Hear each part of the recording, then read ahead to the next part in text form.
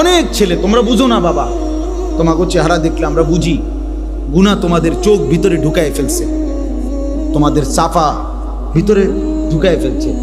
আল্লাহর কসম, তোমরা কেউ লাভবান হচ্ছ না এই নারী দেখে, ছবি দেখে, উলঙ্গ দৃশ্য দেখতে দেখতে। আল্লাহর কসম, শরীর দুর্বল হয়।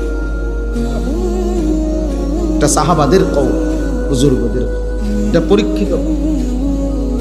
গুনাহ মানুষের শরীর দুর্বল করে, পাপ মানুষের শরীর দুর্বল, চেহারার সৌন্দর্য নষ্ট করে, অন্তর অন্ধকার করে, সে আর কোনো আলো দেখে না। চারিদিকে মসজিদ, সে যেন একটা মসজিদও দেখে। এক ওয়াক্ত নামাজের সময় কল্পনা করেন চাচা, মনে করেন একটা গ্রামে কমপক্ষে তো 5-10টা মসজিদ আছে।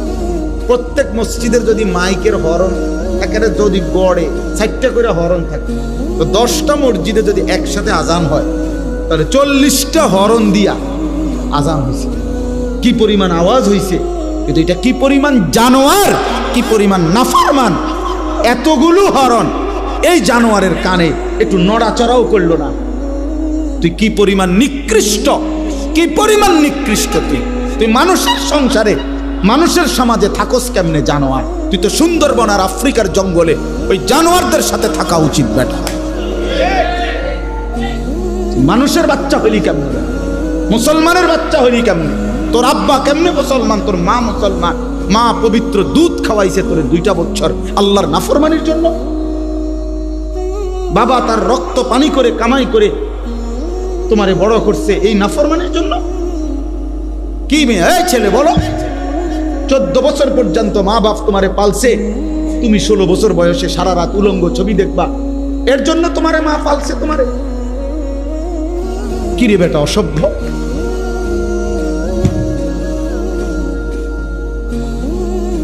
তোমা করে বুঝিয়া মা বাবা এই কষ্ট করে রক্ত পানি করে বড় করছে এ দিন রাত মোবাইল টিপবার জন্য। কার নারী দেখো? নারী তো তোমার মা, নারী তো তোমার বোন, নারী তো তোমার খালা, নারী তো তোমার দাদি। লজ্জা করে না? মনে পড়ে না ওদের কথা?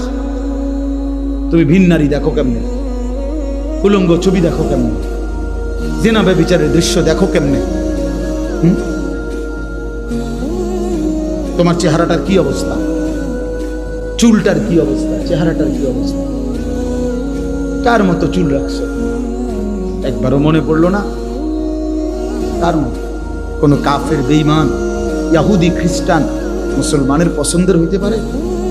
তাদের ওরা কার মতো চুল রাখছে বলো ভাইয়া? এগুলো কি কোনো কাফেরের না, কোনো ইহুদির না? বলো ভাই, বলো। এত এত রুচিহীন হইলা কেন? গুনাহ এত পছন্দ হলো কেন? আল্লাহকে এভাবে ভুলে গেলাম। প্রিয় নওজওয়ান, নষ্ট হইও না বাপ, তোমার কথা কেউ মনে রাখবে না, বন্ধুরাও তোমারে ভুলে যাবে, এই পৃথিবী তোমারে ভুলে যাবে। এই পৃথিবী থামে না। একটা ছেলে, একজনই ভালো হও, একজন। বাবাদেরকে বলি, যে কয়জন বাবা আছেন, অভিভাবক আছেন, ছেলের বাবা, মেয়ের বাপ, আপনাদের প্রধান জিম্মাদারি, ঘরে যদি খাট না থাকে নিচে শুয়েন, কিন্তু সন্তানকে নামাজি বানান।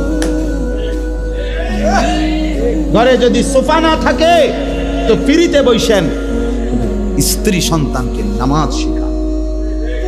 এটা মুসলমানের জিম্মাদারি। আজ আমরা মুসলমান হয়েও এটা ভুলে গেছি। বাবা মনে করে আমার উপার্জন সারা দিন রাতের মেহনতের, দেশে থাকি আর বিদেশে থাকি, মাকসাদ একটাই, ঘর করা, বিল্ডিং করা, সোফা বানানো, খাট বানানো, ফার্নিচার বানানো। এগুলো বানাইতে পারলে উনি সার্থক, উনি তৃপ্ত। এবার ছেলেও নামাজ পড়ে না, মেয়েও পর্দা করে না, স্ত্রীও পর্দা করে না।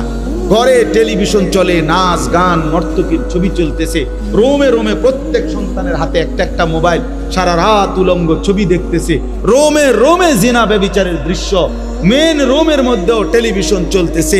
স্ত্রী বাজারে বাজারে মার্কেটে ঘুরে, মেয়ে পরের ছেলের সাথে অবৈধ সম্পর্ক, ছেলে সারা দিন টোটো করে ঘুরে, 5 ওয়াক্ত নামাজের একটা সেজদাও দেয় না। এই সমস্ত জানোয়ারের জন্যই এই ঘর সংসার করলেন। এই বাড়ি কার লেগে বানাইলেন? এই হাইওয়ানদের জন্য, এই যারা এক ওয়াক্ত নামাজ পড়ে, এই অসভ্যদের জন্য এই ঘর বানাইলে আপনার আখিরাত কি বলেন চাচা? আমার রক্ত পানি করা এই টাকা দিয়ে আমি বুঝি এই হাইওয়ান এগুলো এক ওয়াক্ত কেউ নামাজ পড়বে না, আমি তাদের জন্য ঘর করে গেলাম? বলে আমি যে কথা বলতে চাইলাম, ছেলেরা বাবা তোমাদেরকে বলছি, ধমক দেওয়া মূল মাকসাদ না। তোমার সাথে কোনো ঝগড়া করে আসি নাই আমি, না তোমার সাথে কোনো ঝগড়া করতেছি। তো তোমার মনে করে তোমরা যে কয়জন ছেলে পড়ছো, তোমাদের এই ছেলেদের মধ্যে অধিকাংশেরই চেহারা বলছে তোমরা নামাজ পড়ো না। আমার বাপ কেন নামাজ পড়ো না?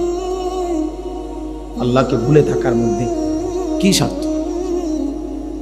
নবী সাল্লাল্লাহু আলাইহি ওয়াসাল্লাম স্পষ্ট হাদিসে বলছে, সবাইকে বলি, আল্লাহর নবী বলছেন দুইটা নামাজ জামাতের সাথে পড়ে না ওই ব্যক্তি, খোদার কসম নবী বলছে যে মুনাফিক।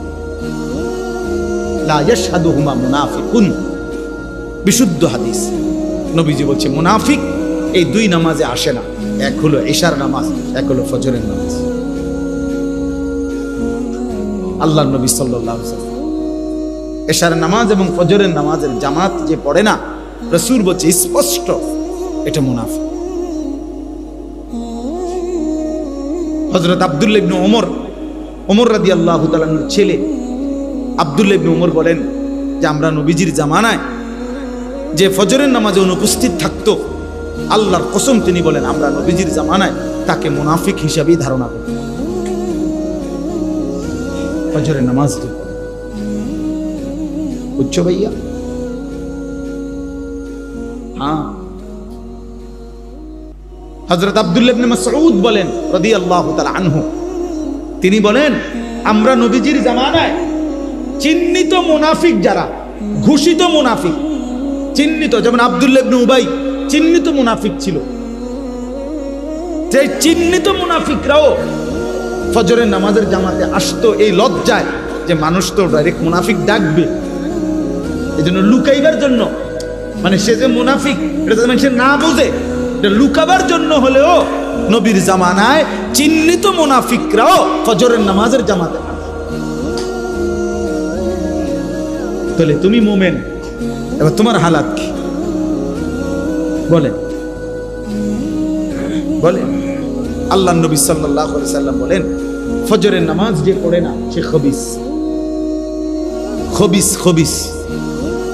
হাদিস এটা স্পষ্ট, খবিসান নফস, শুধু খবিস না, রাসূল বলছে তার কলজাটা, তার ভিতরটাও খবিস, তার ভিতরটা শুদ্ধ খবিস। এই খবিস একেবারে খবিস। আর খবিস থাকে কোথায়? টয়লেটে। খবিসের মূল ঠিকানা কোথায় জানেন? টয়লেটে, পেশাব পায়খানা। কেমনে বুঝছিলেন? নবীজি সাল্লাল্লাহু আলাইহি সাল্লামের আমল ছিল তিনি টয়লেট বাথরুমে ঢুকতে পানাহ দোয়া পড়তেন, যেটা এই দোয়ার অর্থই হলো আল্লাহ আমি খবিস থেকে কি চাই? পানাহ চাই। তাহলে বোঝা গেল খবিস কোথায় থাকে। তো নালে এই কথা বলতেন কেন? বিসমিল্লাহ আল্লাহুম্মা ইন্নী আউযু বিকা মিনাল খুবুসি ওয়াল খাবাইস। তাহলে বোঝা গেল খবিস কোথায় থাকে। এই জন্য এই বেনামাজি ফজর পড়ে না যেগুলো অপদার্থ, এগুলো যখন ঘুম থেকে ওঠে এটি মূলত বাথরুমের থেকে ওঠে, বাথরুমের টাঙ্কির থেকে ওঠে। এদের সারা দেহে পায়খানা, এদের সারা দেহে পেশাব। আচ্ছা, আরো প্রমাণ শুনেন। আল্লাহ নবী সাল্লাল্লাহু আলাইহি সাল্লাম বলেন যে ফজরের নামাজ পড়ে নাই, ঘুমায়েছিল, আল্লাহ রাসূল সাল্লাল্লাহু আলাইহি ওয়াসাল্লাম বলেন যাকা রাজুলুন বালা শাইতানু ফি উযুনাইহি। নবীজি বলেন এটা এমন লোক যার দুই কানে শয়তান পেশাব করে দিয়েছে। শয়তান তার দুই কানে মুইতা দিছে।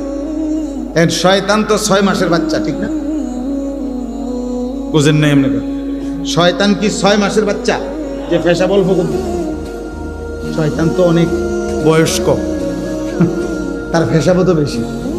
তাহলে শয়তান কারো গায়ে মুতলে তার তো তোষক শুদ্ধ বিজ্জা যায়, তার শরীর তো ভাসে ভাসেই, তোষক শুদ্ধ কি? ছি ছি ছি ছি, লজ্জা থাকা উচিত, হায়া থাকা উচিত।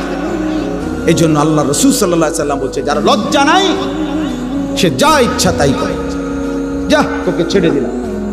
ইজা লাম তাস্তাহি ফাসনা মা শি'তা, হাদিস নবীজি বলছে তোমার লজ্জা নাই, ফাসনা মা শি'তা, যা যা মন চায় তাই করে, তোর ব্যাপার, যা বেটা তোকে ছেড়ে দিলাম, যা তোর যা মন চায়। তোর মন চাইলে দাঁড়াইয়া মতো, মন চাইলে হাঁটতে হাঁটতে মতো,